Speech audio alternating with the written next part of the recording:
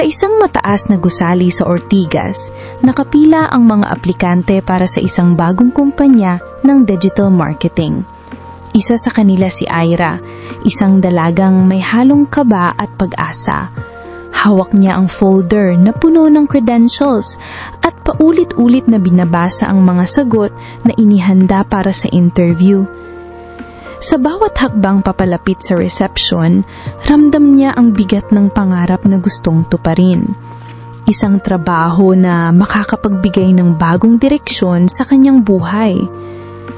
Sa kabilang dulo ng pila, naroon ang isang lalaking IT specialist na matagal nang naghahanap ng mas magandang oportunidad.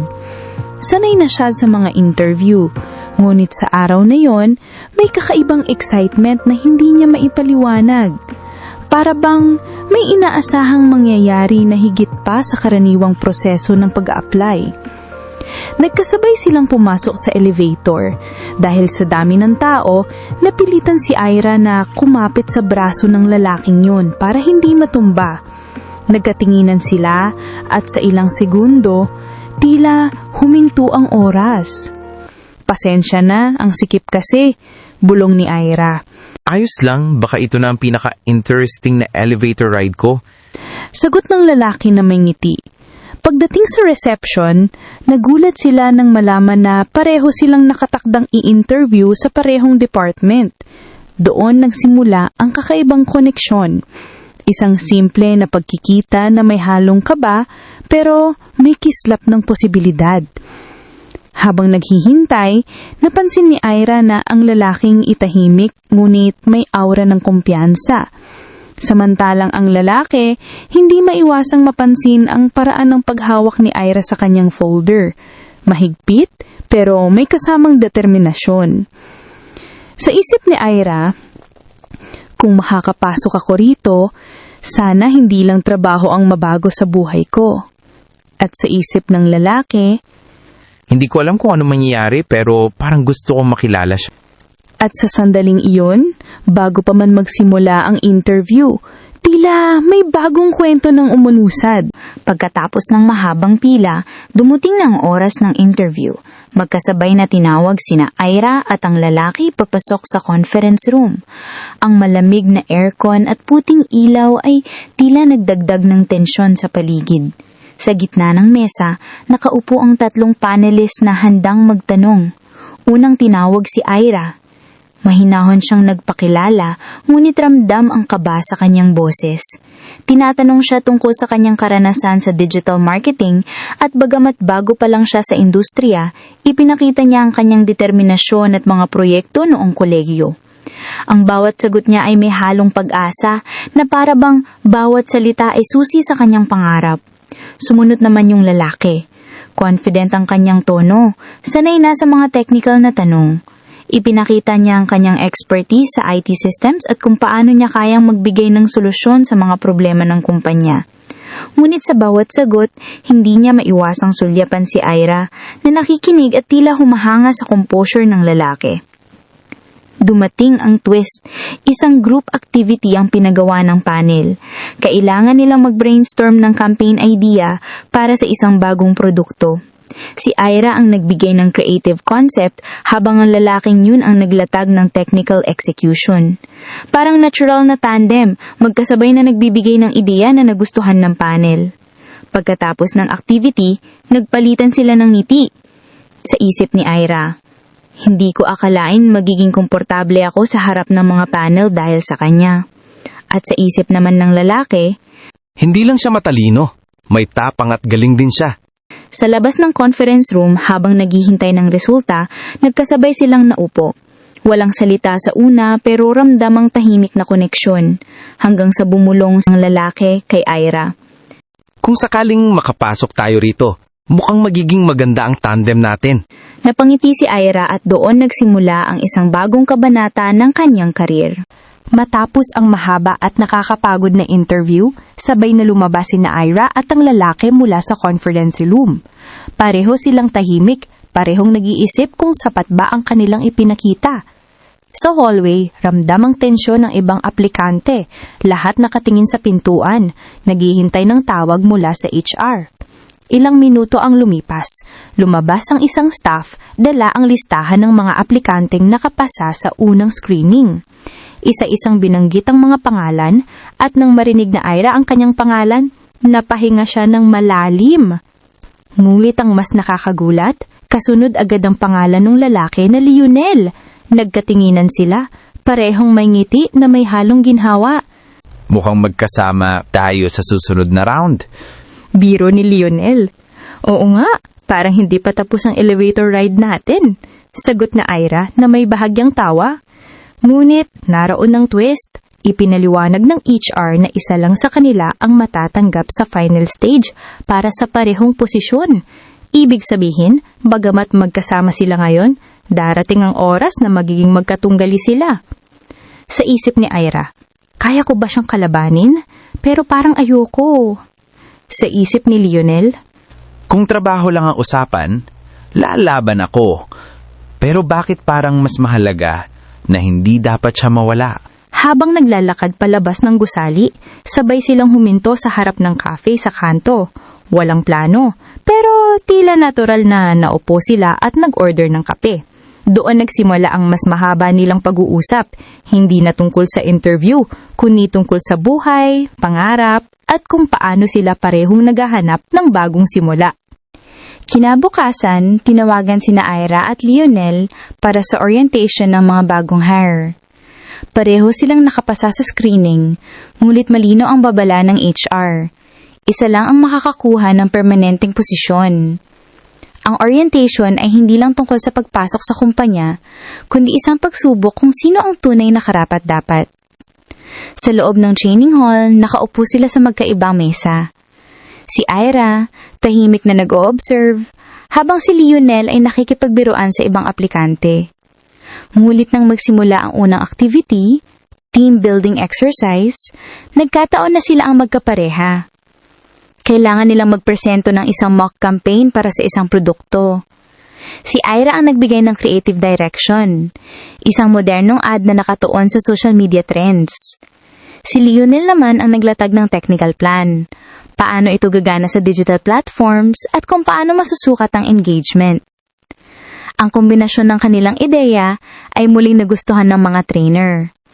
Habang nag-uusap, napansin ni Lionel na medyo nahihirapan si Ira sa projector setup.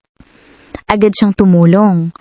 At sa sandaling iyon, nagtagpo ang kanilang mga kamay sa parehong cable. Nagkatinginan sila. At kahit saglit lang, may kakaibang spark na dumaloy. Salamat. Hindi ko talaga kabisado to, bulong ni Ira. Wala yon. Basta kapag magkasama tayo, mukhang smooth lahat. Sagot ni Lionel na may kumpiyansang ngiti. Sa huling bahagi ng orientation, muling pinaalala ng HR. Sa dulo ng training, isa lang ang pipiliin para sa permanenting role, kaya ipakita na ninyo ang best ninyo. Paglabas nila ng hall, sabay silang naglakad. Walang kompormadong plano, pero tila natural na nagkasabay. Sa isip ni Ira, kung siya ang magiging kalaban ko, bakit parang ayokong matalo siya? At sa isip ni Lionel, Kung siya ang makakakuha ng posisyon, baka mas masakit kung hindi ko siya makakasama. matapos ang orientation, nagpasya si Ira na magpahinga muna sa cafe sa tapat ng gusali. Pag-upo niya, nagulat siya nang makita si Lionel na papasok din, dala ang parehong pagod na ngiti. Mukhang pareho tayong kailangan ng kape. Biro ni Lionel habang umuorder ng cappuccino. Oo, parang mas mahirap ang orientation kaysa exam sa college, sagot ni Ira na may halong tawa. Nagkasabay silang naupo sa isang maliit na mesa. Sa simula, puro tungkol sa orientation ang usapan, mga tanong ng HR, mga activity, at kung gaano kahigpit ang kompetisyon. Ngunit unti-unti, lumipat ang usapan sa mas personal na bagay. Ikinuwento ni Ira ang kanyang pangarap na makapasok sa isang kumpanya kung saan magagamit niya ang kanyang creativity. Ipinahayag niya na gusto niyang gumawa ng mga campaign na hindi lang nagbebenta, kundi nag-iiwan ng impact. Si Leonel naman, nagbahagi ng kanyang karanasan bilang IT specialist at kung paano siya nag-ahanap ng bagong simula matapos ang ilang taon sa isang trabaho na hindi na siya masaya. Habang tumatagal ang usapan, napansin ni Ira na natural ang daloy ng kanilang koneksyon. Hindi pilit, hindi scripted, parang matagal na silang magkakilala. Si Leonel, sa kabilang banda, ramdam ang admiration sa tapang at determinasyon ni Ira. Alam mo, kahit kalaban kita sa posisyon, parang gusto kong sabay tayong makapasok. Sabi ni Leonel habang nakatingin sa kanya. Kung isa lang ang matatanggap, sana kahit papaano. Hindi matapos dito ang pagkikita natin, sagot ni Ira. Mahina, pero puno ng sincerity. Pumasok na sa training period sina Ira at Leonel. Ang unang malaking proyekto, gumawa ng prototype campaign para sa isang bagong produkto ng kumpanya. Ang bawat grupo ay binigyan ng parehong brief. Ngunit ang execution ay depende sa kanilang creativity at strategy. Nagkataon, sila ulit ang magkapareha. Sa simula, maganda ang daloy ng ideya. Si Ira ang nagbigay ng creative concept habang si Leonel ang naglatag ng technical plan.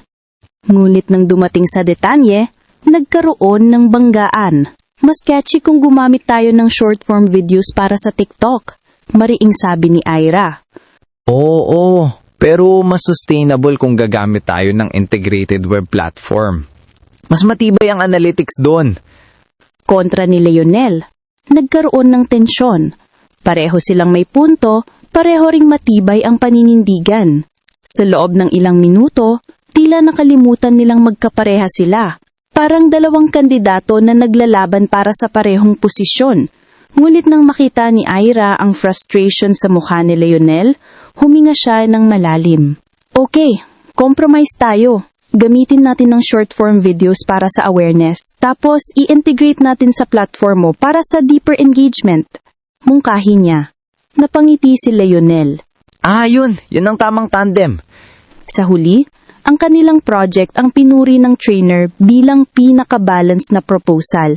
Ngunit kasabay ng papuri, muling pinaalala ng HR. Isa lang ang makakakuha ng permanenteng posisyon. Habang naglalakad pa uwi, parehong tahimik sina Ira at Leonel. Sa isip ni Ira, kung ganito kami magtulungan, paano kung siya ang piliin at hindi ako? At sa isip ni Leonel, Kung siya ang matanggal, paano ko ipagpapatuloy ang koneksyon na ito? at doon, nagsimula ang unang seryosong pagsubok. Hindi lang sa career, kundi sa kanilang budding relationship. Matapos ang isang nakakapagod na araw ng training, nagpasya si Ira na maglakad-lakad muna bago umuwi. Sa labas ng gusali, nagulat siya nang makita si Leonel na nakatayo. Tila nag-aalangan kung lalapit o hindi. Uy, sabay na lang tayo. Gutom na rin ako. Sabi ni Leonel, medyo casual pero may halong kaba. Hindi nag-atubili si Ira. Sige, pero ikaw ang taya sa dinner. Biro niya. Naglakad sila papunta sa isang maliit na restaurant malapit sa opisina. Hindi mamahalin, pero cozy at tahimik. Doon, tila nawala ang tensyon ng kompetisyon. Habang kumakain, nagsimula silang magbahagi ng mas personal na kwento. Ikinuwento ni Ira ang hirap ng kanyang pamilya, kung paano siya nagsusumikap para makahanap ng trabaho na makakatulong sa kanila. Si Leonel naman, nagbahagi ng kanyang karanasan sa dating kumpanya, kung paanong kahit stable ang trabaho, pakiramdam niya ay hindi siya lumalago. Alam mo, Ira, iba ang pakiramdam kapag may kasama kang nakakaintindi. Parang kahit gaano kahirap, gumagaan. Sabi ni Leonel habang nakatingin sa kanya. Napangiti si Ira. Ganon din ako. Hindi ko akalaing sa gitna ng lahat ng pressure, may makikilala akong... Sa sandaling iyon, tila nagkaroon ng mas malinaw na spark. Hindi na lang sila magkapareha sa project, hindi na lang magkatumbali sa posisyon. Unti-unti, nagiging espesyal ang kanilang koneksyon. Pagkatapos ng hapunan, sabay silang naglakad pa uwi. Walang kumpirmadong plano para sa susunod na araw ng training, pero ramdam nilang pareho silang may inaasahan.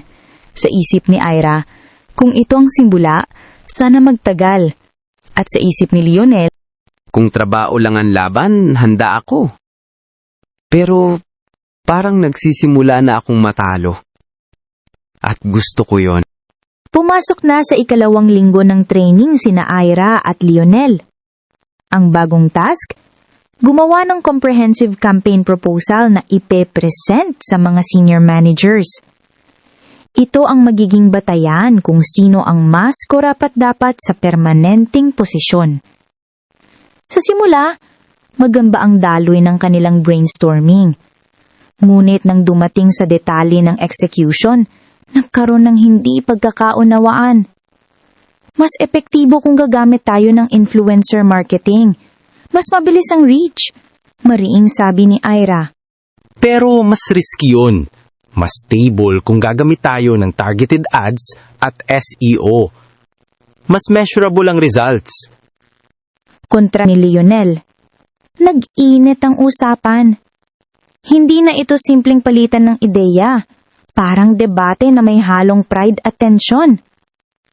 Ang ibang trainees ay napatingin, tila nagugulat sa intensity ng kanilang diskusyon.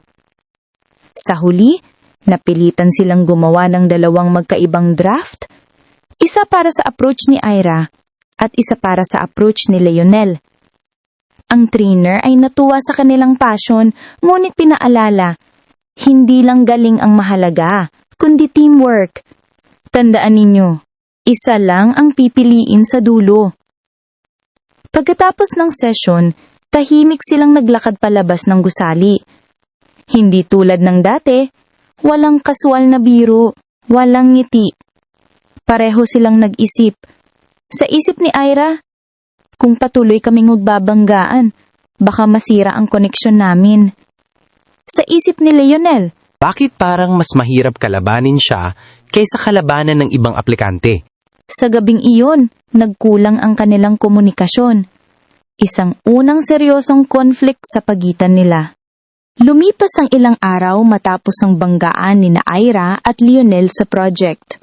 Sa training hall, ramdam ang distansya. Wala na ang dating kaswal na biro. Wala na ang magaan na usapan. Pareho silang abala sa kani-kanyang draft, tila nagtatago sa tensyon na nabuo. Ngunit isang hapon, habang nagre-review si Ira ng kanyang presentation, biglang nag-brown out sa gusali. Nataranta ang mga trainees, ngunit si Lionel agad ang lumapit kay Ira. Relax, may backup generator to. Pero baka kailangan mong isave agad ang file mo. Sabi niya habang inaayos ang laptop ni Ira. Nagkatinginan sila at sa sandaling iyon, tila nawala ang lamig ng mga nakaraang araw. Salamat at sorry pala sa huli, medyo naging matigas ako. Bulong ni Ira. Ako rin. Minsan kasi sobra akong technical. Nakakalimutan kong may ibang paraan. Pero ang totoo, gusto ko lang makita kung paano ka mag-isip. Sagot ni Lionel na may ngiti. Nagpatuloy ang usapan nila hanggang sa bumalik ang kuryente. Hindi na tungkol sa project, kundi tungkol sa kanila. Kung paano sila parehong nahihirapan sa pressure at kung paano nila gustong magtagumpay nang hindi nasisira ang koneksyon. Paglabas ng gusali, naglakad sila ng magkasabay. Walang kumpirmadong plano, pero ramdam ang pagbabalik ng dating spark. Sa isip ni Ira, kung kaya naming lampasan ang ganitong banggaan, baka kaya rin naming lampasan ang mas malalaking pagsubok. At sa isip ni Lionel, Mas gusto kong ayusin ang relasyon namin kaysa manalo sa posisyon. matapos ang ilang linggo niyang training, muling nagkaroon ng pagkakataon sina Ira at Lionel na magkasama sa isang project presentation. Pagkatapos ng mahabang araw, nagpasya silang magpahinga sa rooftop lounge ng gusali, isang lugar na madalas puntahan ng mga empleyado para makalanghap ng hangin at makaiwas sa stress. Tahimik ang paligid, tanaw ang mga ilaw ng lungsod. Umupo sila sa gilid, hawak ang kani-kanilang kape. Sa simula, puro biro at kwento tungkol sa trabaho ang lumabas. Ngunit unti-unti, naging mas personal ang usapan. Alam mo, Ira, Sabi ni Lionel habang nakatingin sa malayo. hindi ko akalaing sa gitna ng lahat ng pressure, May makikilala akong tao na nagpapagaan ng lahat. Napatingin si Ira, bahagyang nagulat sa tono ng boses niya. Ganon din ako. Parang kahit kalaban kita, hindi ko kayang isipin na mawala ka sa paligid. Nagkaroon ng ilang segundo ng katahimikan. Ang malamig na hangin ay tila nagbigay ng pagkakataon para maramdaman nila ang bigat ng mga salitang binitawan. Sa sandaling iyon, hindi na lang sila magkapareha sa project, may halatang damdamin na unti-unting lumalabas. Nagtagpo ang kanilang mga mata at kahit walang kumpirmadong salita, malinaw ang mensahe. May spark na hindi na kayang itago. Pag-uwi nila, sabay silang naglakad. Mas mabagal kaysa dati, parang ayaw matapos ang gabi. Sa isip ni Ira, kung ito ang simula, baka hindi lang trabaho ang mabago sa buhay ko. At sa isip ni Lionel, Kung may laban man bukas, handa akong matalo. Basta, hindi sa kanya. Dumating ang araw ng mid-evaluation. Tinawag ang lahat ng trainees sa conference hall at doon inanunsyo ng HR na malapit nang matapos ang training. Ngulit may twist. Isa lang ang makakukuha ng permanenteng posisyon sa department na pinapasukan ni na Ira at Lionel. Tahimik ang lahat, ngulit sa loob ni Ira ramdam ang bigat ng sitwasyon. Ito na, baka dito magbago ang lahat. Si Lionel naman, bagamat sanay sa pressure, hindi maiwasang isipin. Kung ako ang piliin, paano na si Ira? At kung siya ang piliin, paano naman na... paano naman ako? Ang gulo. Sa hapon ding iyon, binigyan sila ng final project presentation. Ang bawat isa ay kailangang magpakita ng sariling proposal. Hindi na tandem, kundi solo performance. Doon nagsimula ang tensyon. Habang naghahanda, nagkita sila sa pantry. Walang biro, walang ngiti. So, good luck sa atin. Mahina ang sabi ni Ira. Oo, pero kahit anong mangyari, sana hindi matapos dito ang pagkakaibigan natin. Sagot ni Lionel, ngunit ramdam ang bigat ng boses niya. Sa gabing iyon, mag-isa si Ira sa kanyang desk, nagre-review ng slides. Hindi niya maiwasang maanala ang mga sandaling kasama si Lionel, ang elevator ride, ang coffee break, ang rooftop lounge. Sa isip niya, kung career lang ang laban, lalaban ako. Pero bakit parang mas nag-aalala ako sa kanya kaysa sa posisyon? Samantala, si Lionel ay nakatingin sa kanyang laptop, ngunit ang iniisip ay hindi ang project, kundi ang mga mata ni Ira. Kung matalo ako, basta siya ang manalo, baka sapat na yon. Dumating na ang araw ng final presentation. Ang conference hall ay puno ng kaba at antisipasyon. Lahat ng trainees ay nakaupo, hawak ang kani-kanyang laptop at notes. Ngunit para kina Ira at Lionel, mas mabigat ang pakiramdam. Hindi lang ito laban para sa trabaho, kundi laban din sa direksyon ng kanilang buhay. Unang tumayo si Ira. Gumamit siya ng creative visuals, malinaw na storytelling, at isang ideya na nakatuon sa impact sa tao, hindi lang sa produkto. Ang mga panelist ay nakinig ng mabuti at sa bawat slide, ramdam ang sincerity at passion ni Ira. Sumunod si Lionel, confident ang kanyang tono, puno ng technical precision. Ipinakita niya kung paano magiging sustainable ang campaign gamit ang analytics, SEO, at integrated platforms. Ang kanyang proposal ay masinsinan, detalyado, at halatang kayang-kaya niyang dalhin ng execution. Pagkatapos ng 2 presentasyon, nagpalitan sila ng tingin. Walang salita, ngunit malinaw ang mensahe. Parehong ibinigay nila ang lahat. Lumabas ang HR at nagsabi, "Magandang trabaho, ang desisyon ay hindi madali.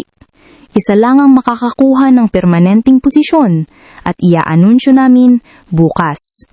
Tahimik ang hall. Ang mga trainees ay nagbulungan, ngunit sina Ira at Lionel ay nanatiling nakaupo, parehong nag-iisip. Sa isip ni Ira, kung ako ang piliin, paano si Lionel? At kung siya ang piliin, kaya ko bang tanggapin? Sa isip ni Lionel, Kung karir lang ang laban, handa akong matalo. Para siguro sa kanya. paglabas nila ng gusali, sabay silang naglakad. Walang kumpirmadong plano, ngunit ramdam ang bigat ng susunod na araw.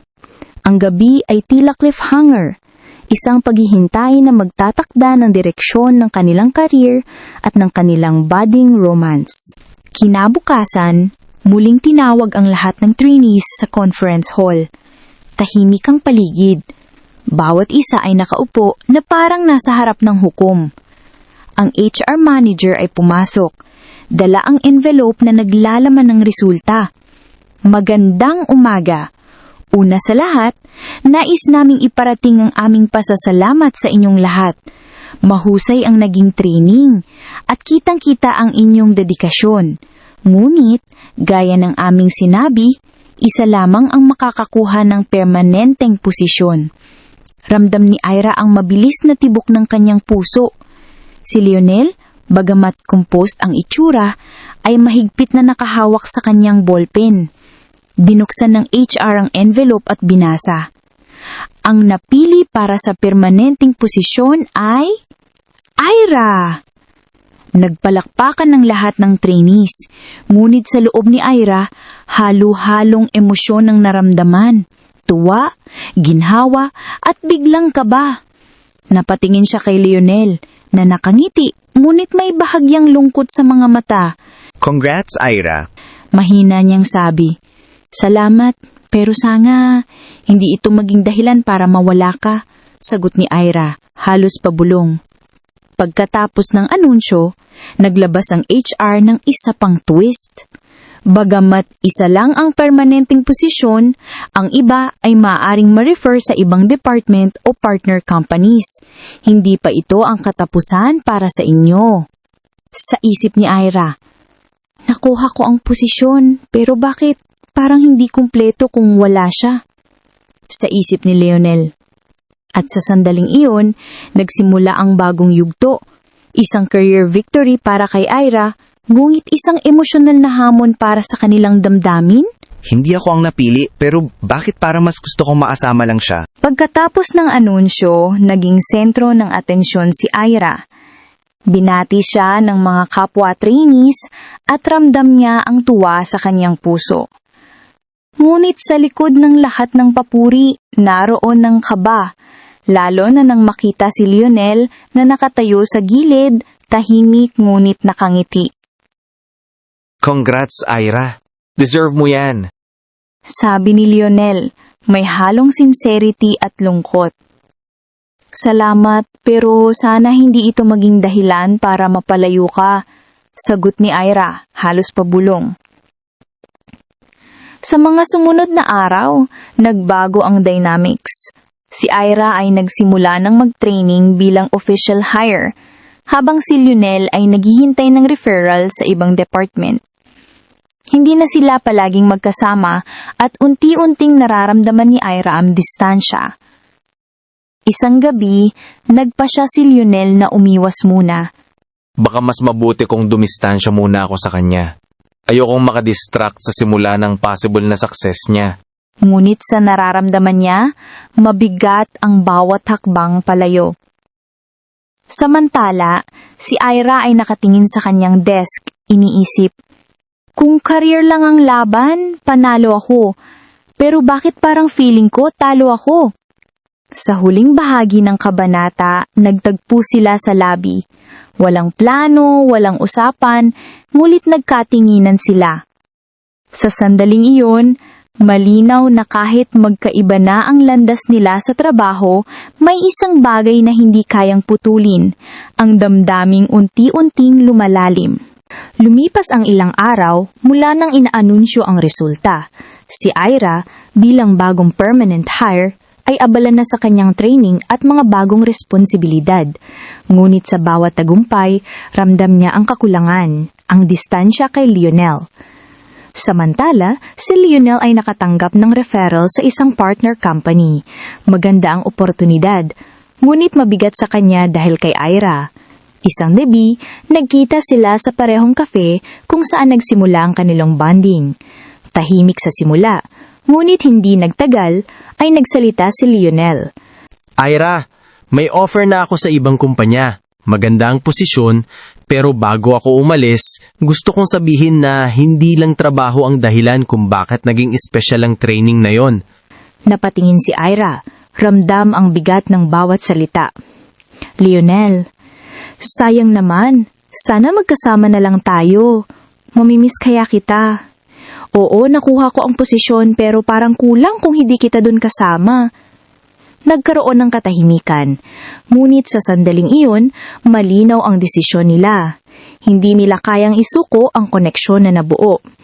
Magkaiba ang posibleng na workplace natin sa career, pero mas pipiliin ko pa rin sana na manatili na kasama ka. Bulong ni Ira. At kahit saan ako mapunta, sana lagi kitang makasama, ha? Sa gabing iyon, sa gitna ng kafe, pinili nilang ipaglaban ang nabuo na nilang samahan. Hindi man sila magkasama sa parehong opisina, malinaw na magkasama sila sa mas mahalagang laban, ang laban ng kanilang nararamdaman. 5 taon. 5 taon nang lumipas mula nang magsimula ang kwento ni na Ira at Lionel sa isang simpleng elevator ride. Si Ira ngayon ay isang creative director sa parehang kumpanya kung saan siya unang natanggap. Kilala siya sa industriya dahil sa mga campaign na hindi lang nagbebenta ng produkto kundi nagiiwan ng emosyonal na marka sa mga tao. Sa bawat proyekto, dala niya ang passion at sincerity na ipinakita niya noong unang interview. Si Lionel naman ay nakahanap ng bagong landas. Sa referral na nakuha niya noon, nagsimula siya sa isang tech startup. Sa loob ng 5 taon, lumago ang kumpanya at ngayon ay isa na siyang head of IT solutions, kilala sa kanyang husay sa pagbuo ng sustainable platforms. Bagamat magkaiba ang kanilang career path, hindi sila naghiwalay. Sa halip, pinili nilang ipaglaban ang kanilang relasyon. Sa mga gabing pagod si Ira sa brainstorming, si Lionel ang nagbibigay ng technical insight.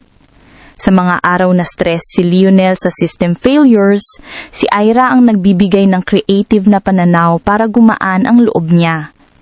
At sa kanilang 5 anibersaryo, muling bumalik sila sa cafe kung saan nagsimula ang lahat.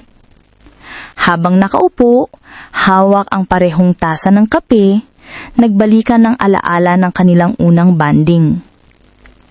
Hindi ko akalaing aabot tayo rito, bulong ni Ira. Ako? Alam kong aabot. Kasi mula pa talaga noon, pinili na kitang kasama. Sagot ni Lionel na may ngiti. Sa 5 taon, natutunan nilang ang tunay na tagumpay ay hindi lang nasusukat sa karir, kundi sa pagpili ng taong gusto mong makasama sa bawat laban. Isang love story na nagsimula sa kompetisyon, lumago sa pagtutulungan at tumibay sa pagpili ng pag-ibig sa gitna ng karir.